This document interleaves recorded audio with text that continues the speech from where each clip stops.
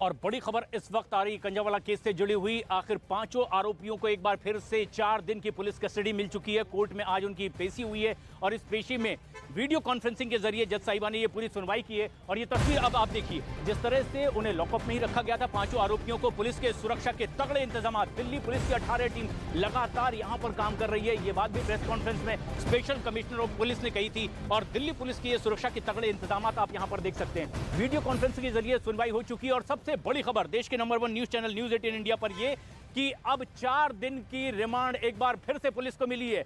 जब कोर्ट में यह पूछा गया कि कितने दिन की रिमांड चाहिए, दावा यह किया गया इन्वेस्टिगेशन ऑफिसर की ओर से कि 5 दिन की और वो रिमांड चाहते हैं, लेकिन आखिरकार इसकी वजह पूछे जाने के बाद 4 दिन की रिमांड दी गई। ये सुरक्षा के तगड़े इंतजाम देखिए। दिल्ली पुलिस की जिस तरह से 18 टीमें काम कर रही थी, आज रोहिणी कोर्ट के बाहर भी दिल्ली पुलिस के तमाम वरिष्ठ अधिकारियों की मौजूदगी हम देख सकते हैं। और इसी पुलिस गाड़ी से जबकि इन 5 आरोपियों को लाया गया है एक बार फिर, अब जबकि लॉकअप में उन्हें रखा गया था, वीडियो कॉन्फ्रेंसिंग के जरिए उनकी पूरी सुनवाई हुई है और उसके बाद एक बार फिर इन्हें यहां से ले जाया जाएगा। खास बात यह है कि जज साहिबा ने तमाम उन 5 आरोपियों से इस बात को भी पूछा, इस बात की तस्दीक कर लेनी चाहिए कि अगर वो पुलिस को एक बार फिर से कस्टडी दे रहे हैं तो इससे पहले उन्होंने पूछा कि क्या कहीं पुलिस से इस पूछताछ के दौरान कहीं कोई चोट के निशान तो आप नहीं है, कोई चोट तो नहीं लगी है। उन्होंने ना में जवाब दिया और आखिरकार 5 दिन की रिमांड मांगने के बाद 4 दिन की रिमांड आखिरकार इन 5 आरोपियों को दे दी गई है। और अब एक बार फिर इन आरोपियों को यहां से पुलिस लेकर जाने वाली है।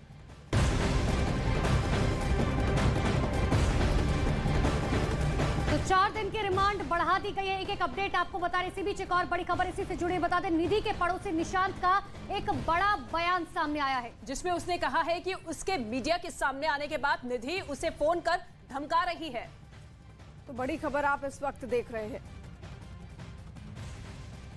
उसने जो मैंने उसके खिलाफ बताया ना, जो सब बातें जो मतलब बताई है, तो वो उसके लिए मेरे को फोन पे धमकी देती है कि तूने ऐसा क्यों बोला, तूने क्यों बता रहा है बातें, तेरे से तेरे किसी बात का पता है, तू उनको बता क्यों रहा है बातें।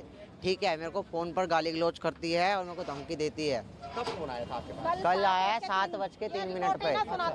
आपके पास रिकॉर्डिंग भी? हाँ, रिकॉर्डिंग है मेरे पास, मैंने रिकॉर्डिंग करी थी। कल को इसका कुछ होता है तो इसकी जिम्मेदारी धमकी में वो कह रही है तेरे को तो मैं देख लूंगी, ये कर दूंगी, वो कर दूंगी, उनको गाली भी दे रही है। हो चुकी है और हम थाने में आए रिपोर्ट लिखवाने, तो रिपोर्ट भी नहीं लिखाने के लिए मना कर रहे हैं, रिपोर्ट भी नहीं लिखने दे रहे हैं, उसको सपोर्ट कर रहे हैं। घर के बाहर तो सिक्योरिटी बिठाई गई है, पर इस बच्चे के घर के आगे किसी को बिठाने की जरूरत नहीं थी क्या?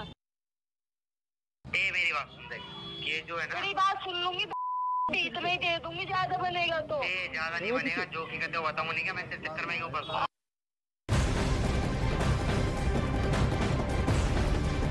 और दिल्ली के सुल्तानपुरी इलाके में आज उस वक्त हंगामा हो गया जब अंजलि के घर वालों और स्थानीय लोगों ने थाने के बाहर धरना प्रदर्शन किया। इस दौरान प्रदर्शनकारियों ने आरोपियों को फांसी की सजा देने की मांग भी की।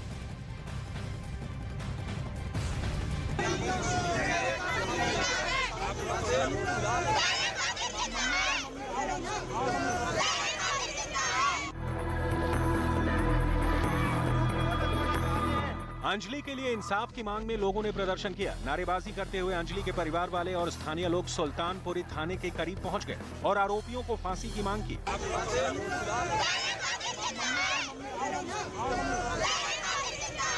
थाने के बाहर लोग धरने पर बैठ गए। ऐसे में कुछ देर के लिए जैम के हालात पैदा हो गए। इसके बाद अंजलि के घर वाले और रिश्तेदार थाने के अंदर गए और पुलिस से आरोपियों के खिलाफ हत्या की धारा लगाने की मांग की। स्पेशल सीपी है, वो इसकी निष्पक्ष जांच करे और 5 को फांसी की सजा और 302 का मुकदमा आज ही दायर हो। इस बीच कुछ महिलाएं खुद को अंजलि की सहेली और घटना की चश्मदीद बताने वाली निधि के घर के बाहर भी पहुंच गई और उसके खिलाफ नारेबाजी शुरू कर दी। इन महिलाओं ने निधि पर इलाके का नाम खराब करने का आरोप लगाया और पुलिस से उस पर सख्त कार्रवाई की मांग की। अंजलि की मौत मामले से जुड़ा एक नया वीडियो भी अब सामने आया है, जिसमें आरोपी उस कार को किसी दूसरे को देते हुए साफ दिखाई दे रहा है और जिसके बाद पुलिस को वीडियो में दिख रहे लोगों की तलाश है ताकि इस पूरे मामले का सच सामने लाया जा सके।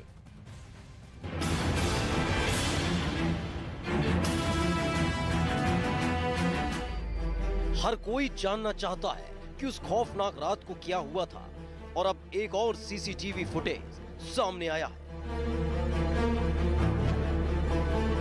जिसमें कार सवार आरोपी नजर आ रहे हैं। ये सीसीटीवी वीडियो उसी पार्किंग का है जहां घटना के बाद कार को आरोपियों ने पार्क किया था।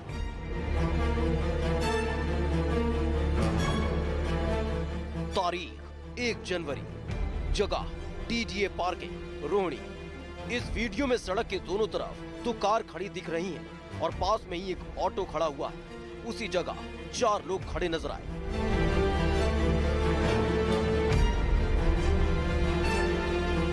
तब ये कार रुकती है। एक एक कर 3 लोग उस कार से उतरते हैं। 1, 2, 3। वहीं सड़क किनारे खड़ा एक आदमी ड्राइविंग सीट पर जाकर बैठ जाता है और कार को वहां से लेकर चला जाता है। रोहिणी सेक्टर 1 DDA पार्क के D524 जो सेकंड फ्लोर पर घर है, इसके नीचे खड़े हुए हैं। ये घर आशुतोष नाम के शख्स का है।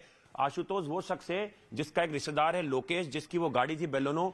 आशुतोष ने अपने 2 साथी जो हैं दीपक खन्ना और अमित खन्ना को ये गाड़ी 31 दिसंबर को शाम 7 बजे दी थी, जो बेलोनो गाड़ी है। और ये CCTV वीडियो रोहिणी के सेक्टर 1 के DDA पार्किंग का है, जहां से पुलिस ने आरोपियों की कार को बरामद किया था। रात करीब 2 बजे अंजलि का इस कार से एक्सीडेंट हुआ था। उसके बाद करीब 12 किलोमीटर कार से अंजलि घिसटती रही और कंजावला इलाके में अंजलि की बॉडी कार से निकल गई, जिसके बाद 5 आरोपी रोहिणी के सेक्टर 1 की DDA पार्किंग के पास पहुंचे। क्योंकि कार का मालिक आशुतोष रोहिणी के सेक्टर 1 में रहता है, जिससे उसके दोस्त दीपक ने 31 दिसंबर की शाम को कार ली थी और हादसे के बाद लौटाने आया था। आशुतोष ने पुलिस को पूछताछ में बताया था कि हादसे के बाद दीपक का फोन आया। हादसे के बारे में दीपक ने आशुतोष को बताया। स्कूटर सवार को कार से टक्कर मारी। आशुतोष पार्किंग के पास कार लेने पहुंचा। इस वीडियो में सड़क के किनारे आशुतोष खड़ा इंतजार कर रहा है, तभी एक कार रुकी। उसने बताया कि जो दीपक और अमित खन्ना जब सुबह वापस यहाँ पर चाबी देने आते हैं, तो वो आशुतोष को बताते हैं कि उनकी गाड़ी से एक लड़की की स्कूटी का एक्सीडेंट हो गया है।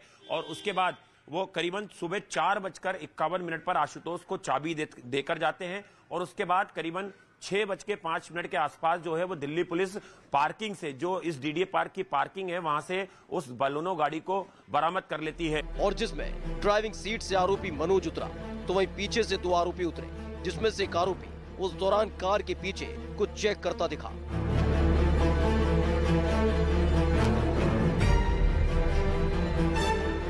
इसके बाद सड़क किनारे खड़ा शख्स कार को लेकर चला जाता है। इसके साथ ही 2 और CCTV वीडियो सामने आए थे, जो इस रोहिणी सेक्टर 1 की पार्किंग के हैं, जिसमें कार पार्क होते देखा जा रहा है। CCTV की वीडियो में उस वक्त 4:51 दिख रहा है। वहीं एक और CCTV फुटेज सामने आया था, जो 1 जनवरी की सुबह करीब 6:55 का है, जिसमें पुलिस पार्किंग से कार को बरामद करती है। CCTV फुटेज सामने आने के बाद एक बार फिर से पुलिस आरोपियों से पूछताछ की तैयारी में है, जिससे उस रात की खौफनाक वारदात से जुड़े हर पहलू और किरदार को सामने लाया जा सके। हमारी 18 टीम्स इसमें काम कर रही हैं और मल्टीपल जो टीम्स हैं वो सभी पहलुओं पर काम कर रही हैं। और इसमें हम अभी तक क्राइम सीन को अच्छे से विजिट कर चुके हैं और पोस्टमार्टम एग्जामिनेशन हो चुका है और 5 एक्यूज्ड हमारी कस्टडी में हैं। उनका कस्टडी के दौरान इंटरोगेशन हो रहा है। उनका जो वर्जन है उसको कोराबरेट और कॉन्ट्राडिक्ट किया जा रहा है। उनके इंफॉर्मेशन के आधार पर नई जो क्लूज डेवलप हो रहे हैं उनको वेरीफाई किया जा रहा है। वही आरोपियों ने जो पहले बयान दिए थे उस पर भी सवाल खड़े होते हैं, क्योंकि बताया गया था कि दीपक कार चला रहा था, लेकिन जांच में सामने आया है कि गाड़ी अमित ड्राइव कर रहा था। हमें अब तक जो सफलता मिली है उसमें ये है कि जो एक्यूज्ड हैं उनका जो वर्जन था उसमें कुछ हम कंट्राडिक्शन ला पाए हैं और CCTV फुटेज के आधार पर और जो CDR के आधार पर हमें ये पता लगा है कि इसमें 2 लोग और इन्वॉल्व थे और उनके लिए पुलिस अभी रेड कर रही है। इन्वेस्टिगेशन अभी जारी है। घटना से जुड़े एक CCTV फुटेज के आधार पर पुलिस फिर से 5 आरोपियों से पूछताछ करेगी। तो वहीं कार के मालिक आशुतोष से भी पुलिस लगातार पूछताछ कर रही है, क्योंकि उसे एक्सीडेंट की पूरी जानकारी थी, जिससे उस रात का पूरा राज सामने आ सके।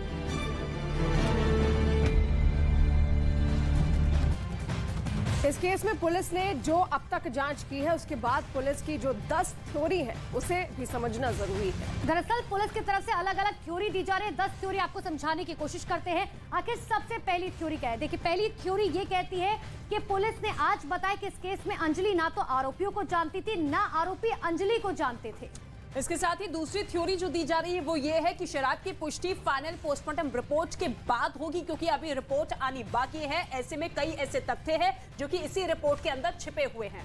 और वहीं अगर तीसरी थ्योरी की यहाँ बात की जाए तो तीसरी थ्योरी ये कहती है कि वारदात में 2 और आरोपी शामिल थे, यानी कि जो भी पूरी वारदात हुई थी उसमें तमाम आरोपियों की छानबीन यहाँ पर चल रही है और 2 और आरोपी यहाँ पर शामिल होने की बात कही गई है। थ्योरी नंबर 4 की बात करें, यानी कि 4 की, देखिए पुलिस के मुताबिक इस केस से जुड़े हुए सबूतों से छेड़छाड़ भी की गई है, जिसकी वजह से जांच पर कहीं ना कहीं असर पड़ा है।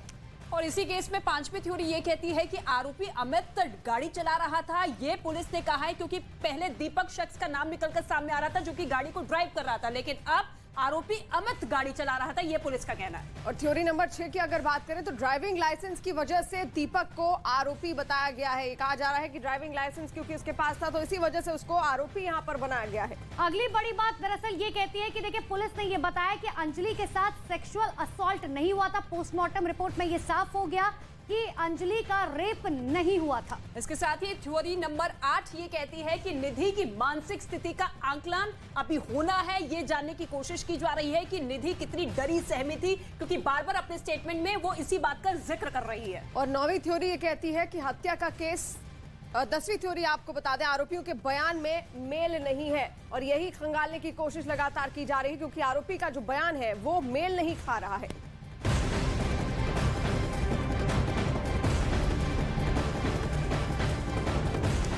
और इसके साथ ही आपको बता दें कि दिल्ली के कंझावला केस में एक नया ट्विस्ट सामने आ चुका है। दिल्ली पुलिस के मुताबिक मामले में 5 नहीं 7 आरोपी हैं, जिनकी तलाश पुलिस लगातार कर रही है। और पुलिस की पूछताछ में आरोपी दीपक ने गाड़ी चलाने की बात कही थी, लेकिन जांच में पता चला है कि कार दीपक नहीं अमित चला रहा था।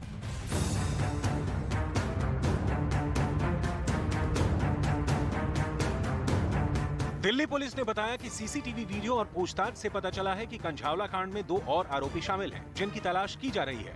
आरोपी दीपक ने अपने आप को ड्राइवर बताया था, लेकिन गाड़ी आरोपी अमित चला रहा था। पुलिस के मुताबिक अमित के पास ड्राइविंग लाइसेंस नहीं था। ऐसे में उसके भाई ने दीपक से कहा कि वो पुलिस के सामने बताए कि वो कार चला रहा था। पुलिस ने बताया कि केस में जो 2 नए आरोपी बनाए गए हैं, उनके नाम आशुतोष और अंकुश खन्ना है। सीसीटीवी फुटेज के आधार पर और जो सीडीआर के आधार पर हमें ये पता लगा है कि इसमें 2 लोग और इन्वॉल्व थे और उनके लिए पुलिस अभी रेड कर रही है। ये एक आशुतोष है और दूसरा अंकुश खन्ना है। उधर न्यूज 18 इंडिया की टीम ने अंकुश खन्ना से फोन पर बात की थी, जिसमें उसने अपने आप को आरोपी अमित और दीपक का भाई बताया था और हादसे वाली रात कार में 5 लोगों के होने की बात कबूली थी। आप दीपक के ब्रदर हो या अमित के ब्रदर हो? दोनों का ही। अच्छा, तो क्या हुआ क्या था? मुझे इन्होंने कुछ बताया कि जो भी चीजें आ रही हैं उसमें कुछ चेंजेस हैं। वो ना मेरे को नहीं पता, ना मेरे को उनका वो तो जाने में था ही जब वो गए हैं, क्या हुआ मेरे को नहीं पता। नहीं तो क्या ये चार लोग थे उसमें या 5 थे? अच्छा 5 ही थे, 4 लोग नहीं थे गाड़ी में? नहीं थे। इसके बाद हमारी टीम आरोपी दीपक खन्ना के घर पहुंची। दूसरी मंजिल पर रहने वाला दीपक, जिसे सभी कालू के नाम से बुलाते हैं, उसके घर पर ताला लगा हुआ था। लेकिन जब वहां रहने वाले दूसरे किराएदार से बात की गई तो उन्होंने बताया कि हादसे वाली रात 3:30 बजे उसके ताऊ का लड़का उसे लेने आया था। कुछ आया था 3:30 बजे, दरवाजा खुलवाया था उसने। अच्छा। हाँ, तो कह रहा था कि दरवाजा खोल दो, तो मैं दरवाजा खोल नहीं रही थी, तो उसने बोला था कि मुझे ऊपर जाना है, तो उसी ने दरवाजा खुलवाया था बस। और वो अकेला आया था या क्यों? तो अकेला था। इस केस में रोज नए पर्दाफाश हो रहे हैं। इसके बावजूद केस की गुत्थी अब तक नहीं सुलझ पाई है।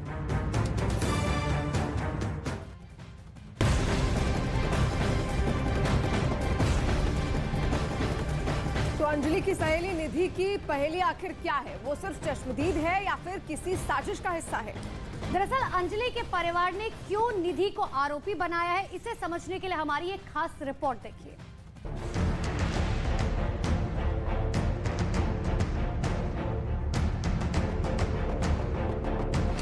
अंजलि मौत मिस्ट्री में कितने आरोपी? अंजलि की सहेली निधि चश्मदीद या आरोपी? क्या निधि के खिलाफ भी दर्ज होगा मुकदमा? अंजलि की दर्दनाक मौत मिस्ट्री में उसकी सहेली और खुद को चश्मदीद बताने वाली निधि की पहेली क्या है? वारदात के करीब 60 घंटे बाद सामने आई इस लड़की के दावों ने केस को सुलझाने की बजाय और उलझा दिया है। ऐसे में अब अंजलि का परिवार निधि पर भी साजिश में शामिल होने का आरोप लगा रहा है। वो भी इस केस में इन्वॉल्व है। सब उसको सब कुछ पता होने के बावजूद नहीं उसने किसी को, दिल्ली पुलिस को भी इन्फॉर्म नहीं करा और आगे भी नहीं इन्फॉर्म करना। मतलब ये पहले से सब चीज की साजिश थी। वो सारे निधि इसमें साजिश में शामिल थी जो अब हुआ है। बिल्कुल बिल्कुल, इस केस में निधि बिल्कुल शामिल है। हम कहते हैं निधि को भी रिमांड रूम पे लिया जाए। अंजलि के परिवार ने दिल्ली पुलिस से निधि के खिलाफ भी मुकदमा दर्ज कर उसे आरोपी नंबर 6 बनाने की मांग की है। अगर निधि ये कह रही है कि वो भी मौका वारदात पे थी, वो भी उस स्कूटी में थी, तो मैं दिल्ली पुलिस से ये आग्रह करूंगा कि अब ये जो अंजलि के साथ बर्बरता हुई है, इसके अब 5 आरोपी नहीं है सर, अब ये 6 आरोपी हैं और जो 6ठी आरोपी है वो निधि है।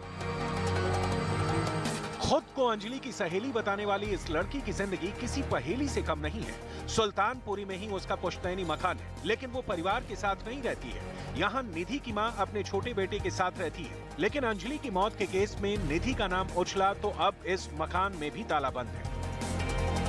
निधि की माँ रहती है, निधि के 2 भाई रहते हैं यहाँ। निधि तो कई साल से यहाँ है ही नहीं। हाँ। अब वो कहाँ है कहाँ नहीं है तो पुलिस वाले जाने। लेकिन 2 भाई यहाँ परमानेंट रहते हैं या दूसरी जगह रहते, कभी कभी आते? उसका बड़ा भाई फिलहाल कहीं और रह रहा है, लेकिन छोटा और उसकी माँ यहीं रह रही है। और नानी तो अपने घर पे रहती, कभी कभी आती रिश्तेदारों की तरह। पड़ोसियों के मुताबिक निधि कई साल से परिवार से अलग रहती है। सुल्तानपुरी में ही जिस मकान में वो रहती है उसका दरवाजा भी अब अंदर से बंद है। यहाँ निधि से दिल्ली पुलिस पूछताछ भी कर चुकी है। निधि जिस मकान में अकेले रहती है उसके पड़ोस में रहने वाले निशांत के मुताबिक वारदात वाली रात निधि के घर पर ही उसकी माँ और नानी भी थी। मम्मी को आवाज मारी उनने, ठीक है, उनने आवाज मारी अपनी मम्मी को, तो मतलब उसके मम्मी ने जब गेट नहीं खोला तो फिर वो मेरे पास उनने पूछा कि निशान तेरे पास C-टाइप चार्जर है? तो मैंने कहा हैगा। तो उन्होंने मेरे को आके हमारे को अपना फोन दिया, ठीक है। तो जब मैंने देखा था उसके यहाँ पर मतलब छिला हुआ था और हाथ पर चोट लगी थी और पैर पर। तो मैंने पर उससे पूछा नहीं कि क्यों लगी हुई थी, ठीक है। तो फिर मैंने उसका फोन लगाकर बाहर ही आया चार्जिंग पे। तो इतने में उसके कहाँ फोन लगाया निधि का आपने? मैंने अपने घर में लगाया था नीचे। और निधि अंदर चली गई? नहीं, अंदर नहीं गई थी वो। अंदर नहीं गई थी। तो फिर जब जैसे मैं लगाकर चार्जिंग पे से फोन बाहर आया, इतने में उसके मम्मी ने गेट खोल दिया। तो उन्होंने मेरे को बोला कि मेरे को मेरा फोन लगा दे, फटाफट मेरे को अर्जेंट कॉल करनी है किसी को बस। निधि पर सवाल उठ रहे हैं क्योंकि घटना के फौरन बाद वो सामने नहीं आई और जब आई तो हादसे की आंखों देखी बयां करने के साथ साथ अंजलि के शराब के नशे में होने का भी दावा किया, जबकि अंजलि के परिवार के मुताबिक निधि झूठ बोल रही है क्योंकि पोस्टमार्टम रिपोर्ट में बॉडी में अल्कोहल मिलने का कोई जिक्र ही नहीं है। ऐसे में सवाल ये कि निधि किसी साजिश का हिस्सा है या फिर सिर्फ चश्मदीद। सच को सामने लाना पुलिस के लिए चुनौती से कम नहीं है।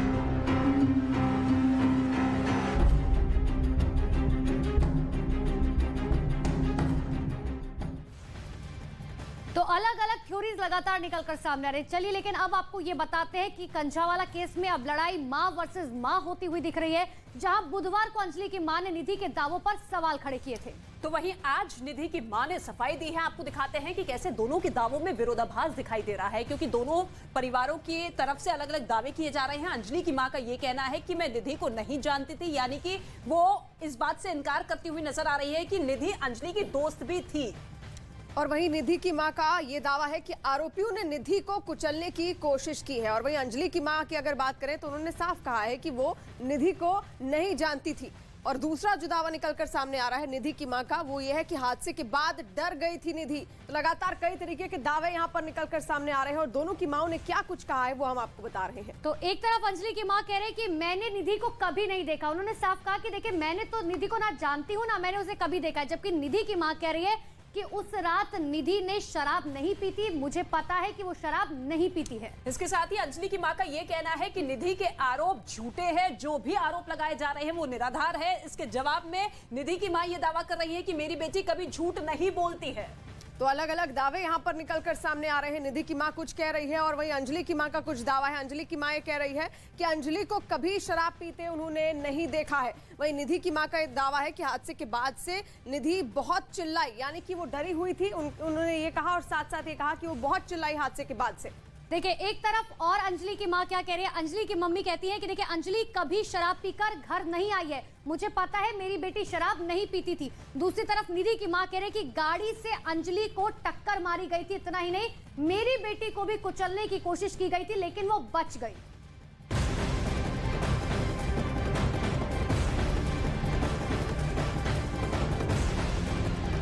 और नए साल की रात दिल्ली में अंजलि की दर्दनाक मौत हो गई। कार से टक्कर मारकर करीब 12 किलोमीटर तक घसीटने वाले 5 आरोपी गिरफ्तार हो चुके हैं। लेकिन अब इस केस में अंजलि की सहेली निधि की एंट्री से मामला और ज्यादा उलझ गया है। अंजलि के परिवार ने निधि के दावों को झूठा बताया है, उसे वारदात का सूत्रधार करार दिया। तो अब निधि की मां ने सामने आकर बेटी को बेगुनाह बताया।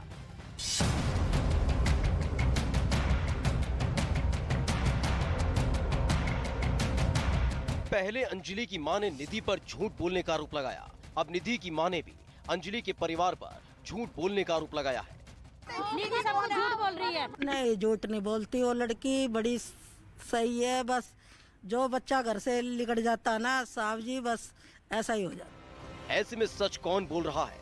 अंजलि इस दुनिया में नहीं है। निधि को लेकर अंजलि के परिवार के मन में कई सवाल हैं, जो उन्होंने सामने रखे भी हैं। इस बीच जब निधि की मां अपनी बेटी के बचाव में सामने आई है, उन्होंने दावा किया है कि आरोपियों की मंशा निधि को भी कुचलने की थी। लेकिन अंजलि के परिवार को इस दावे पर यकीन नहीं है। एक्सीडेंट होया साहब जी, उस पे भी गाड़ी चढ़ा रहे थे वो लड़के। ये आ रही थी एकदम ये कूद के गिर गई नीचे। नीचे गिर के इस पे भी नू चढ़ा रहे थे गाड़ी। निधि पे वो लोग गाड़ी चला रहे थे तो उसकी फुटेज कहाँ पे है? वो भी दिखाई जाए। हमारी लड़की पे चढ़ रही है वो गाड़ी, तो उसकी तो पूरी वीडियो है, पूरी फुटेज है। उसके ऊपर जो गाड़ी चढ़ा रहे थे वो फुटेज आनी चाहिए ना। निधि की मां अपनी बेटी को बेगुनाह बता रही है, तो अंजलि का परिवार निधि को वारदात का सूत्रधार बता रहा है। लू कह रही बस डर गई, मम्मी नू कह रही थी बस वो डर गई। हाँ, वो घर भाग गई। नहीं तो नू कह रही थी पुलिस वाले कभी मेरे को भी मारते ना, तो इसलिए घबरा गई, बच्चा थी। आपने पुलिस को फोन क्यों नहीं किया? आपने परिवार को फोन क्यों नहीं किया? आप जब अपनी दोस्त को, जिसको आप कह रही हो जो मेरी दोस्त थी, उसको इतनी बर्बरता से मारा जा रहा था, तो आपने इसकी आवाज क्यों नहीं उठाई? अंजलि के परिवार को निधि और उसकी मां की बातों पर जरा सा भी यकीन नहीं है। वो पूछ रहे हैं कि एक ही स्कूटी पर अंजलि और निधि दोनों सवार थे, तो कार सवार आरोपियों ने अंजलि को कुचलकर और घसीटकर मार डाला, फिर निधि कैसे बच गए? ऐसे में सवाल ये कि सच क्या है, अंजलि के परिवार के दावे या निधि और उसकी मां के बयान? इंतजार जांच रिपोर्ट का करना होगा।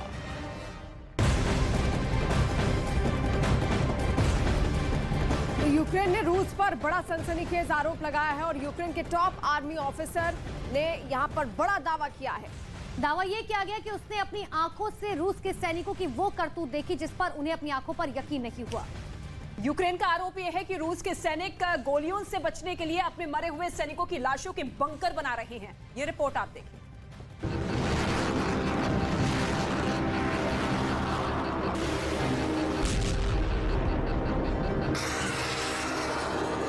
यूक्रेन में जारी भीषण जंग के बीच यूक्रेन के एक सैन्य अफसर ने रूस की सेना पर एक बड़ा सनसनीखेज दावा किया है। यूक्रेन ने दावा किया कि व्लादिमीर पुतिन की सेना खुद को यूक्रेन की गोलियों से बचाने के लिए अपने मर चुके साथियों के शवों को ढाल बना रही है। यूक्रेन के सैन्य खुफिया विभाग के प्रमुख किरिलो बुडानोव ने दावा किया कि उन्होंने दिसंबर के आखिरी हफ्ते में बखमूत का दौरा किया था। जहां उन्होंने चौंकाने वाला मंजर देखा। उन दिनों बखमुत में 800 मील लंबे बॉर्डर पर सबसे भयंकर लड़ाई चल रही थी। बखमुत के अपने दौरे के बारे में बात करते हुए उन्होंने कहा कि मेरे जवानों ने मुझे वो जगह दिखाई जहां लाशों का ढेर लगा हुआ है, जैसा कि आप फिल्मों में देखते हैं। सैकड़ों शव खुले मैदान में सड़ रहे थे। जगह जगह उन्हें अस्थायी दीवारों की तरह एक के ऊपर एक ढेर लगाकर रखा गया। जब रूस के सैनिक उस इलाके में हमला करते हैं तो वो उन शवों को ढाल की तरह कवर के लिए इस्तेमाल करते हैं, लेकिन उनकी बचाव की कोशिश काम नहीं कर रही। वहाँ लाशों के खलिहान। बुडानोव ने दावा किया कि पुतिन के हथियारों का गोदाम तेजी से खाली हो रहा है, जिसका मतलब ये है कि अब उन्हें सस्ते और ज्यादा संख्या में मिलने वाले हथियार तलाशने होंगे। बुडानोव ने ईरानी आत्मघाती शाहिद ड्रोन का जिक्र करते हुए कहा कि ईरान के साथ रूस की ड्रोन डील इसी मजबूरी का परिणाम है।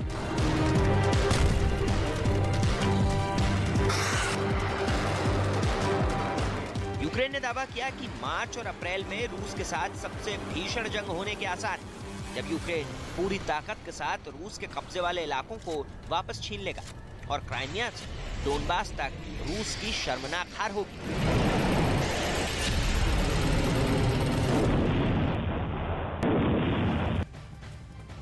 तो वही जंग को अब 11 महीने होने जा रहे हैं। इसी बीच दोनों देशों की तरफ से एक दूसरे को बड़े नुकसान का दावा किया जा रहा है। इसके साथ ही यूक्रेन के रक्षा मंत्रालय की तरफ से रूस को ज्यादा नुकसान होने का दावा किया जा रहा है। और दावे के मुताबिक क्या कुछ यहाँ पर कहा गया है वो हम आपको बता देते हैं। कितने सैनिक अब तक यहाँ पर रूस गंवा चुका है। 1,79,010 के आसपास यहाँ पर अपने सैनिक मारे गए हैं, ये रूस के दावे हैं। और वही टैंक की अगर बात करें तो 3,038 टैंक यहाँ पर अब तक तबाह किए जा चुके हैं यूक्रेन की तरफ से रूस के।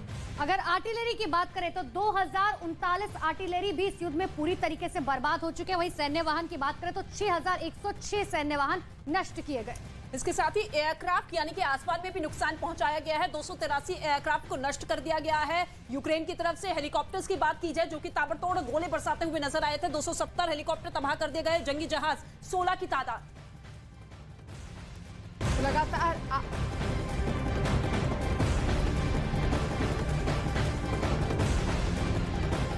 और उधर चिली के सेंटियागो में एक प्लास्टिक के गोदाम में भीषण आग लग गई और देखते ही देखते आग ने पूरे गोदाम को अपनी चपेट में ले लिया। गोदाम में लगी आग की वजह से आसपास के मकानों पर भी अब खतरा मंडराने लगा और आसमान में उठते धुएं के गुब्बार से वहां के लोगों में हड़कंप मच गया। उधर सूचना के बाद फायर ब्रिगेड की गाड़ियां भी मौके पर पहुंची और आग पर काबू पाने की कोशिश में जुट गईं। इस हादसे से जुड़ा जो वीडियो सामने आया है उसमें क्रेन की मदद से एक फायर फाइटर आग पर काबू पाने के लिए पानी की बौछार करता हुआ नजर आया। बताया गया कि प्लास्टिक के गोदाम में लगी आग की वजह से आसपास के घरों में भी खतरा मंडराने लगा था। हालांकि घंटों की मशक्कत के बाद फायर ब्रिगेड ने आग पर काबू पा लिया। इस गोदाम में आग लगने की वजह सामने नहीं आई।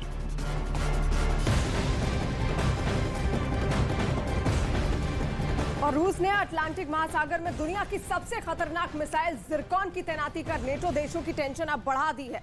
रूस ने ये काम चोरी छिपे नहीं किया है, बल्कि रूस के राष्ट्रपति पुतिन ने अमेरिका समेत पश्चिमी देशों को अपनी मिसाइल का पता बताया। अटलांटिक में रूस ने जिरकॉन को तैनात कर पश्चिमी देशों को अपना इरादा बता दिया और चेतावनी दी कि वो यूक्रेन की जंग से पीछे हटने वाले नहीं है। बेहतर होगा पश्चिमी देश यूक्रेन का साथ छोड़ दें।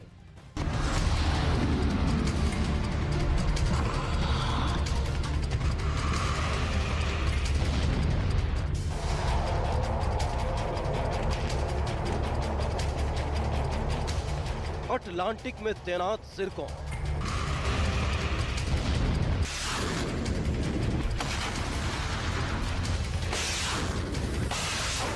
अमेरिका हुआ परेशान।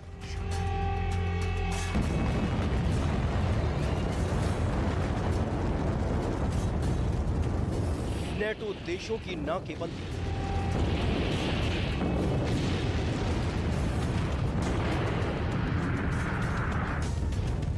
जंग का नया फ्रंट बनेगा अटलांटिक।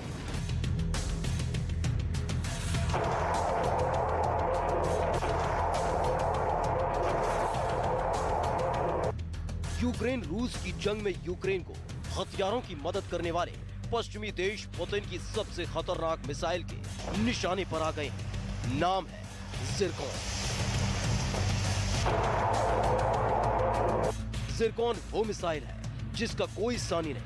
जिरकॉन वो मिसाइल है जिसका कोई तोड़ नहीं। और जिरकॉन वो मिसाइल है जिसे रोक पाना दुनिया में किसी देश के बस की बात नहीं।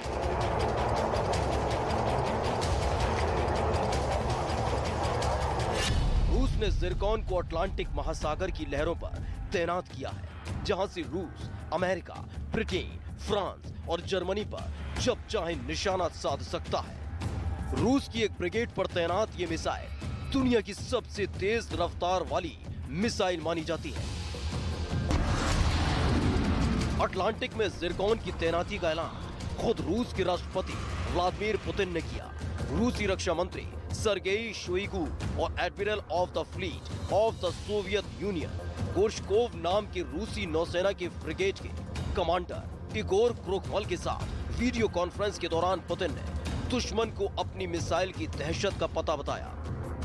Я хочу поблагодарить прежде всего специалистов оборонно-промышленного комплекса, которые разработали и серийно начали производить это уникальное оружие. Как я уже сказал, аналогов ему нету ни в одной стране мира. Уверен, такое мощное вооружение позволит надежно защитить Россию от подвоха. जिरकॉन मिसाइल से लैस गोर्शकोव वॉरशिप को अटलांटिक में क्यों तैनात किया गया है, इस रणनीति का खुलासा रूस के रक्षा मंत्री सर्गेई शोइगु ने किया। उन्होंने कहा कि अटलांटिक में जिरकॉन की तैनाती का अहम मकसद रूस के खतरों से निपटना और अपने मित्र देशों के साथ संयुक्त रूप से क्षेत्रीय शांति और स्थिरता बनाए रखना है। Цирконами способен наносить точечные и мощные удары по противнику на море и на суше. При этом особенностью гиперзвуковых ракет «Циркон» является возможность гарантированно преодолевать любые современные перспективные системы ПВО-ПРО. रूस का दावा है कि उसकी जिरकॉन मिसाइल को रोक पाने की ताकत दुनिया के किसी भी एयर डिफेंस सिस्टम में नहीं है, क्योंकि इसकी रफ्तार इसकी सबसे बड़ी ताकत है। रूस दावा करता है कि जिरकॉन की स्पीड ध्वनि की गति से 9 गुना तेज है।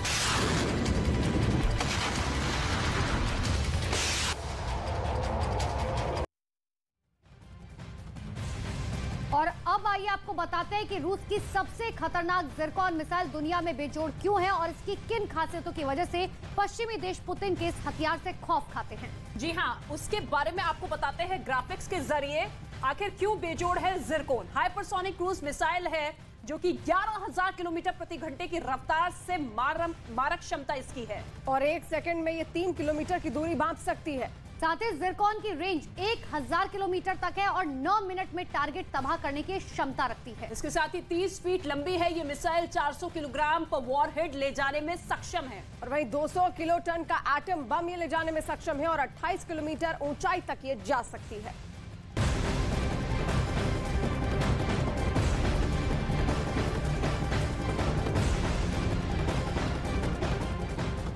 रूस और यूक्रेन के बीच चल रहे युद्ध से जुड़ी बहुत बड़ी खबर निकलकर सामने आ रही है। आपको बता दें, रूस ने यूक्रेन पर बहुत बड़े हमले का प्लान बनाया है। जी हां, रूस ने क्राइमिया और बेलारूस में परमाणु हथियारों की एक बड़ी खेप भेजी है। आशंका ये है कि रूस नए साल पर यूक्रेन में परमाणु बम फोड़ देगा और यूक्रेन के रक्षा मंत्रालय ने दावा किया है कि रूस ने क्राइमिया और बेलारूस में परमाणु हथियारों की बहुत बड़ी खेप भेज दी है। यूक्रेन के रक्षा विभाग के मुताबिक पुतिन बेलारूस और क्राइमिया को उकसावे का क्षेत्र मानते हैं।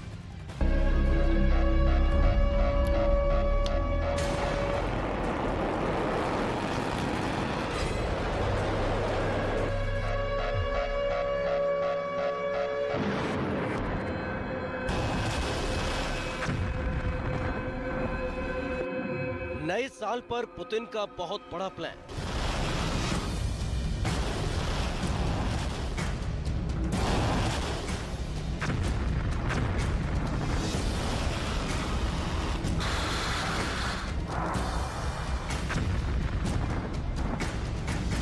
यूक्रेन के पास पहुंची पुतिन की परमाणु खेप।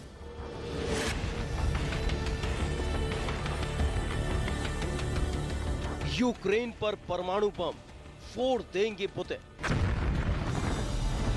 यूक्रेन के रक्षा मंत्रालय के दावों की माने तो अब युद्ध बहुत भयंकर होने वाला है, क्योंकि पुतिन ने अपनी परमाणु शक्तियों को अलर्ट मोड पर रहने को कह दिया है। इसको लेकर पुतिन ने बहुत बड़ा प्लान भी बना लिया है। दावे के मुताबिक पुतिन ने बेलारूस और क्राइमिया में अपने परमाणु बमों को तैनात कर दिया है। यानी यूक्रेन पर दोनों तरफ से परमाणु बमों की बौछार हो सकती है।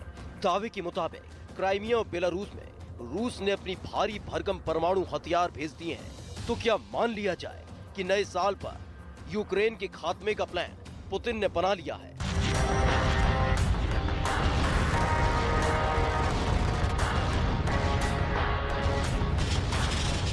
दस महीने से ज्यादा दिनों से चल रही इस जंग में क्राइमिया और बेलारूस ने रूस का पूरा साथ दिया है।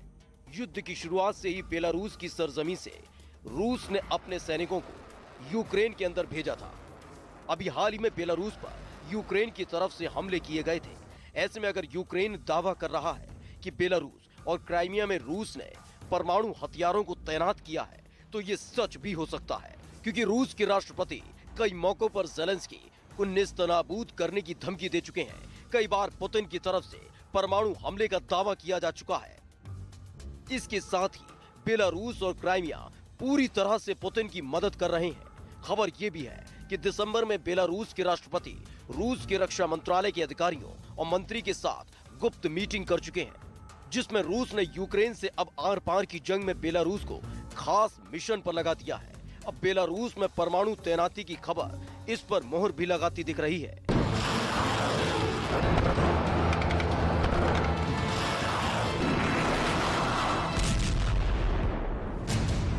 हालांकि इससे पहले बेलारूस में पुतिन की तरफ से किंजल मिसाइल ले जाने की क्षमता रखने वाले 3 MiG-31 फाइटर जेट को बेलारूस में तैनात किया जा चुका है।